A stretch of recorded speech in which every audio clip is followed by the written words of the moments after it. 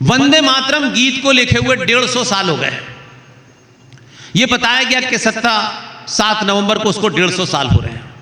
वो 500 साल हो जाते, मुझे उसमें कोई इंटरेस्ट नहीं था, लेकिन मैं ये जानता था कि एक मौका चाहिए होता है, क्योंकि सरकारें संविधान से बंधी होती हैं, नियम कानून से बंधी होती हैं, थोड़ा बहुत उनका भी पालन करना पड़ता है। और जिस दिन ये अनाउंस हुआ कि 7 नवंबर को 150 साल हो रहे हैं, बस मैंने कहा संसद में भूचाल आ गया।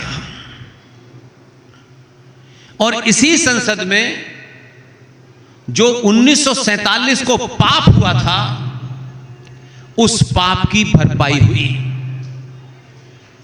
और संसद के अंदर पूरा वंदे मातरम दोबारा से बजा। और यह भी पता चला कि आखिर ये संसद में बजने वाला पूरा वंदे मातरम किसके दबाव में अधूरा गाया गया। अब सत्ता के शीर्ष पे बैठे हुए आदमी ने बोला तो आपकी समझ में आ जाना चाहिए। मैं तो लगातार 15 साल से बोल रहा था। कुछ मुसलमानों को यह तकलीफ थी, उसमें कांग्रेसी मुसलमान भी थे, लेफ्ट के मुसलमान भी थे, और जितनी पार्टियों के मुसलमान थे, उनका यह कहना था कि हमारे मजहब में हम अल्लाह के अलावा किसी के सामने सर नहीं झुकाते हैं। अब मैं तो उस दौर में था नहीं पूछता। अकबर तुम्हारा अल्लाह था, औरंगजेब तुम्हारा बाप था। जब तुम 90 डिग्री पे सलाम कर रहे थे, सर झुका रहे थे, तो वो तो अकबर एक इंसान था, औरंगजेब एक इंसान था। तुम कहते हो हम अल्लाह के अलावा किसी के सामने सर नहीं झुकाते। अच्छा, नहीं झुकाते तो मत झुकाओ। बोले इसलिए हम वंदे मातरम के खिलाफ हैं, और ये वंदे मातरम की हम वो लाइनें नहीं गा सकते। तो हमारे चचा जान फॉरेन प्रेशर में आए, और उसमें कई और लोग थे। और फिर ये समझौता हो गया 1937 में कि अब से वंदे मातरम का एक ही हिस्सा गाया जाएगा, बाकी नहीं गाया जाएगा, क्योंकि भाईजान की भावनाएं आहत होती हैं। जिनकी भावनाएं आहत होती हैं वो चले जाएं। ये देश किसी एक विशेष लोगों की भावनाओं से नहीं चलेगा। ये देश 86 करोड़ सनातनियों की भावनाओं से चलेगा। जिसको रहना है रहे, जिसको नहीं रहना है चला जाए। और ये था आपके पास। हमने नहीं कहा था कि पाकिस्तान में वंदे मातरम बजाओ, वहां नहीं बजता, वहां जाओ, बांग्लादेश जाओ। लेकिन भारत में रह करके ये हो कि आपकी भावनाएं आहत होती हैं। आपकी भावनाओं के आहत होते होते इस भारत के कितने टुकड़े हो गए, इसके बारे में पूछा नहीं किसी ने। जो लोग अपनी भावनाओं की कदर नहीं करते, उनके साथ यही होता है। संसद में अब से मैंडेटरी हो गया है कि किसी भी प्रोग्राम के अंदर, जो भारत सरकार के प्रोग्राम हैं, सरकारी प्रोग्राम हैं, सब में पूरा वंदे मातरम गाया जाएगा। इसलिए मैं चाहता था, क्योंकि वंदे मातरम को लेकर के एक भाव है, और वंदे मातरम अगर आप रूटीन में सुनेंगे तो थोड़ा सा आज की युवा पीढ़ी के सामने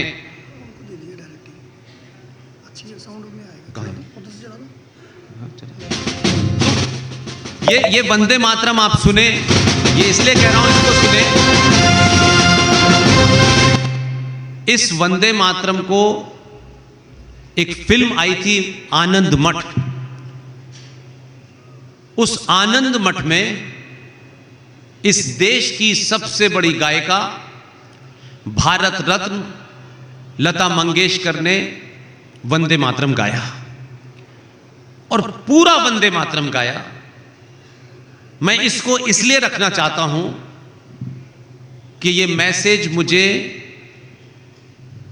जो मैगी खाने वाली जनरेशन है, मैं जानता हूं कि वो लंबे समय तक खड़े होके एक नीरसता से गाए हुए गान को नहीं सुनेंगे।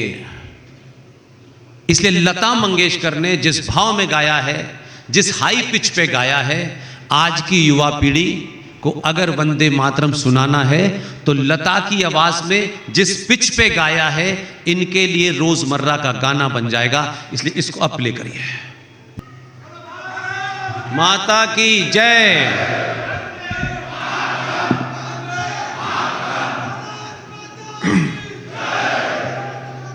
परिषद कोई भी कार्यक्रम करें, किसी भी संगठन के लोग करें, यही वंदे मातरम हर कार्यक्रम में बजाइए। ये सनातनी सभ्यता की मान्यताओं परंपराओं को दर्शाने वाला है। इसी में दुर्गा का जिक्र है जो निकाल दिया गया था।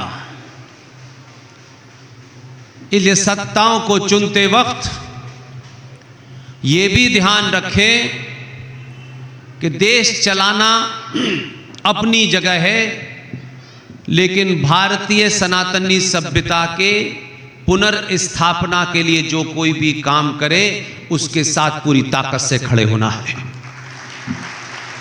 इसलिए 5 साल आप ब्राह्मण हैं, आप ठाकुर हैं, आप पिछड़े हैं, आप यादव हैं, आप साहू हैं, जो भी होना है होइए, मुझे कोई उसमें ऐतराज नहीं है, कोई ऐतराज नहीं है।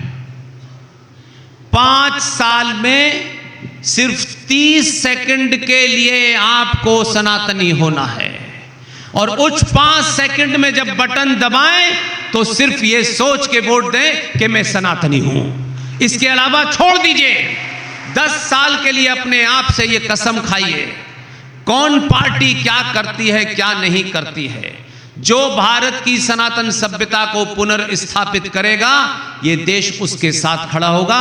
ये आप जिस दिन तय कर देंगे, ये पार्टियां, कोई भाईजान की ठोड़ी में हाथ डाल रहा है, कोई कब्र पे जाके सर पटक रहा है। जिस दिन 86-84 करोड़ सनातनी हिंदू 5 साल में 30 सेकंड के लिए सनातनी होगा, भाईजान दूर दूर तक नजर नहीं आएंगे,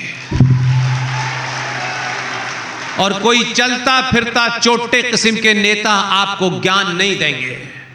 और आपके नेता भी जो इस रास्ते से उतर के भाईजान के गले पड़ रहे हैं, उनको भी समझ में आ गया कि उधर गए तो जीवन भर उनकी नस्ल नहीं जीतने वाली है। ये शक्ति का प्रयोग कीजिए। मैं किसी पार्टी का समर्थक नहीं हूं, मैं भारतीय सनातन सभ्यता के पुनर्स्थापना में किसने भी बड़ा काम किया हो, मैं उसके साथ खड़ा हूं।